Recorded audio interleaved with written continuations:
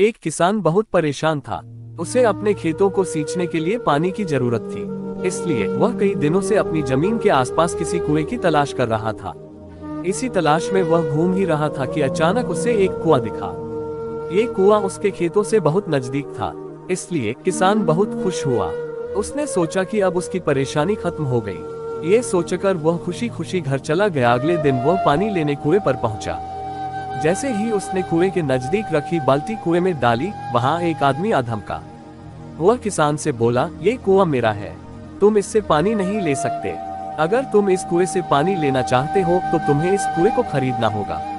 ये बात सुनकर किसान कुछ देर रुका और फिर मन ही मन सोचने लगा कि अगर मैं इस कुएं को खरीद लूं तो मुझे कभी पानी की कमी नहीं होगी और न ही मुझे पानी के लिए इधर उधर भटकना पड़ेगा। फिर क्या था, दोनों के बीच एक रकम तय हुई।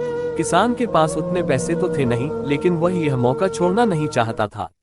इसलिए किसान ने उस आदमी को अगले दिन वह रकम देने का वादा किया और घर की ओर चल दिया। किसान के लिए कुआं खरीदने का यह अच्छा मौका था, इसलिए वह इस काम में जरा भी देर नहीं करना चाहता था। घर पहुंचते ही उसने अपने करीबियों और दोस्तों से इस बारे में बात की और कुएं के लिए तय हुई रकम का इंतजाम करने में जुट गया। थोड़ी भागदौड़ और कोशिश के बाद आखिरकार उसने वह रकम जमा कर ली।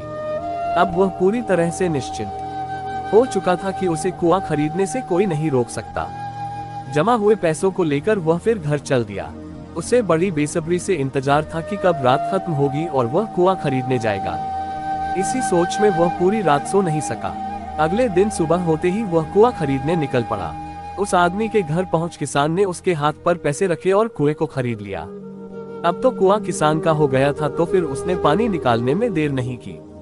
जैसे ही किसान ने कुएं से पानी निकालने के लिए बाल्टी उठाई, उस आदमी ने फिर बोला, ठहरो, तुम इस कुएं से पानी नहीं निकाल सकते हो। मैंने तुम्हें कुआं बेचा है, कुएं का पानी अभी भी मेरा है। किसान मायूस हो गया और न्याय के लिए राजा के दरबार में शिकायत करने पहुंच गया। मालूम है उस राजा का नाम क्या था? राजा अकबर। राजा अकबर ने उस किसान की पूरी कहानी सुनी और फिर उस आदमी को दरबार में बुलाया जिसने वह कुआं बेचा था। राजा का फरमान सुनते ही वह आदमी भागा भागा दरबार में हाजिर हो गया। राजा ने उससे पूछा, जब तुमने इस किसान को अपना कुआं बेच दिया तो फिर इसे पानी क्यों नहीं लेने दे रहे हो? आदमी बोला, महाराज, मैंने इसे केवल कुआं बेचा था, पानी नहीं। ये बात सुनकर राजा भी सोच में पड़ गए। उन्होंने कहा कि बात तो ये पते की कह रहा है, कुआं बेचा है, पानी तो नहीं। काफी देर सोचने के बाद जब इस समस्या को सुलझाने में वह नाकाम हो गए तो उन्होंने बीरबल को बुलाया। बीरबल बहुत ही बुद्धिमान था, इसलिए राजा अकबर किसी भी मामले पर फैसला लेने से पहले उसकी राय जरूर लेते थे।